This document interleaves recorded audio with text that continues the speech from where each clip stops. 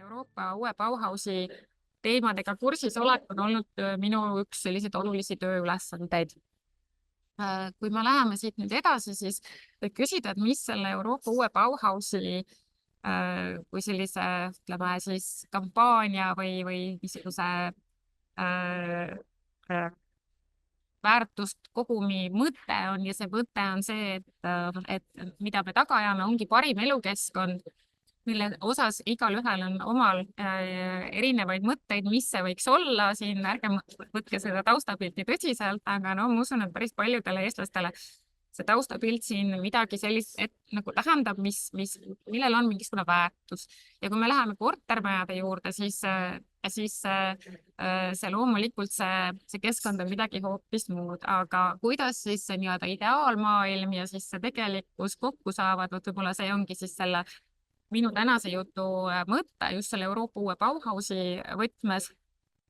nii nagu see on ka üks Eesti 2035 strateegia sihte. Et kui me vaatame seda pilti 5 peamisest suunast või fookusest, siis elukeskkond on kenasti majanduse kõrval kõigi vajadusi arvestava, turvalise ja kvaliteetsena.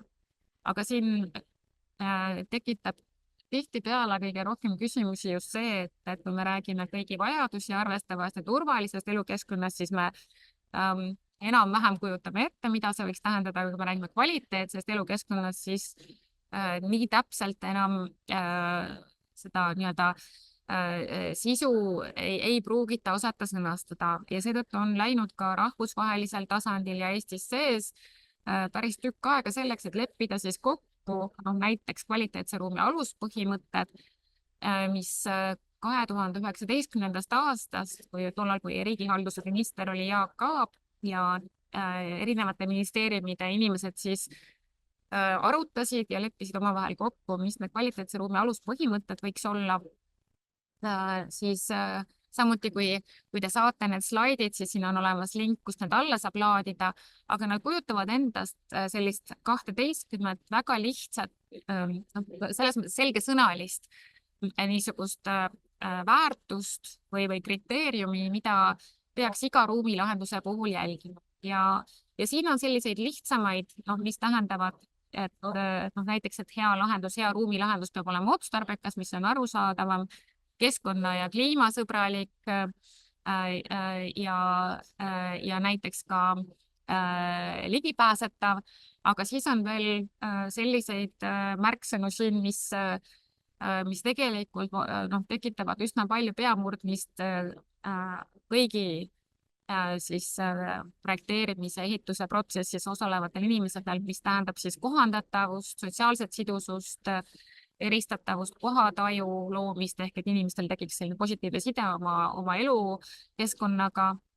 ja ka esteetika on siin olulisel kohal. Ehk et ühtpidi meil on olemas juba 2019. aastast kvaliteetse ruumi aluspõhimõtted, mis on sellised üsnagi selged oma väärtust kandvad niisugused suunad, mille poole me võiksime siis liikuda. Teistpidi rahvusvahelisel tasandil on Šveitsi töörühma eestvedamisel kirjutanud enamus Euroopa riike alla Davose deklaratsioonile, sealhulgas ka Eesti. Näete siin tagumises reas tollast Eesti kultuuriministrit Indrek Saart, kes tookord siis selles deklaratsioonile allakirjutanute seas oli ja Davosi siis ehituskultuuri hindamise töörühm või süsteem on siis kujundanud põhimõtted sellise 8 kriteeriumi baasil, milleks siis üks on siis väga oluline see, et ruumiloomeprotsessid peavad olema hästi juhitud, ehk juhtimine on oluline, loomulikult keskkond on oluline, et hea ruumilahendus on kliima- keskkonda sõbralik. Majanduse poole pealt vaadatakse just seda, et hea ruumilahendus lisab majandusväärtust. Kohataju tähendab seda, et hea ruumiloome seob inimesi paigaga. Ilu, et hea ruumilahendus on esteetiliselt läbimõeldud otstarbekohasus, hea ruumilahendus täidab oma funktsiooni. Konteksti põhimõte siin Davosi süsteemis tähendab eeskätt seda, et hea ruumilahendus on pärandisõbralik või siis kultuuri väärtuslikke hooneid hoidev ja elavdav või neid kasutuses hoidev. Ja hea ruumilahendus on kindlasti ka mitmekesisust toetav ehk et ta ühendab inimesi. Ja kui nüüd mõelda Aare ettekande peale, mis oli enne mind, siis tegelikult rääkis nende asjade sisu väga kenasti ja selliste praktiliste näidete varal lahti, kus näiteks kui võtame majanduse, siis renoveerimine keskelt läbi tõstab kinnisvara väärtust circa 10%, vähemalt senised arvutused on seda nii näidanud. Ja samuti ka see, et mida kaunimaks see elamu muutub ja mida rohkem on selle ümbrus hoolitsetud, seda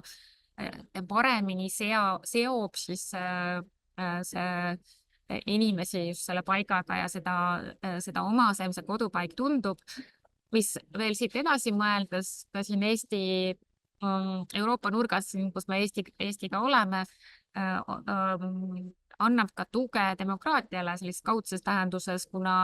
või ka otseses tähenduses, kuna uuringud näitavad, et mida tugevam on inimese kohataju, mida paremini ta ennast oma elupaigaga seotuna tunneb, seda aktiivsem on ta kogukonnaelus ja mida aktiivsem on kogukonnaelu, seda suurem on usk riiki ja demokraatiasse seal kohapeal ja seda suurem on ka, siis ütleme niimoodi, see julgeoleku dimensioon või mõõde seal juures, sest mida tugevam on demokraatia, seda kindlam võib olla oma julgeolekus. Kui siit edasi minna, siis Davosi töörühm on välja andnud ka sellise töövahendi, millega saab hinnata seda, kuivõrd on üks või teine projekt täitmas kvaliteedi eesmärke, millest just juttu oli. Ja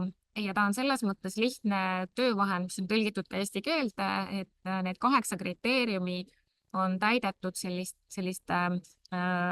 kontrollküsimustikega, mis ei ole väga pikad ja väga põhjalikud, aga on sellised suunda andvad ja suunda näitavad. Ja siin eelmisel slaidil oli siis selline tühi ämblik diagramm ja all näidetega, et kuidas see täidetud diagramm võiks siis välja näha, kus saab siis protsentuaalselt läbi mõelda, kuidas on need erinevad siis põhimõtted ühe või teise projekti puhul omale sisu saanud ja kuivõrd nad on läbi mõeldud. Ja kui ma nüüd tutvustasin meie enda kvaliteetse ruumi aluspõhimõtteid ja siis Davosi süsteemis võib küsida, et mis on selle seos Euroopa uue Bauhausiga, siis ütlengi otse ja kõige lihtsamalt võib-olla, et mõista, mida see Euroopa uus Bauhaus omakorda tähendab, et needsamad meie enda põhimõtted ja Davosi süsteem oma sisult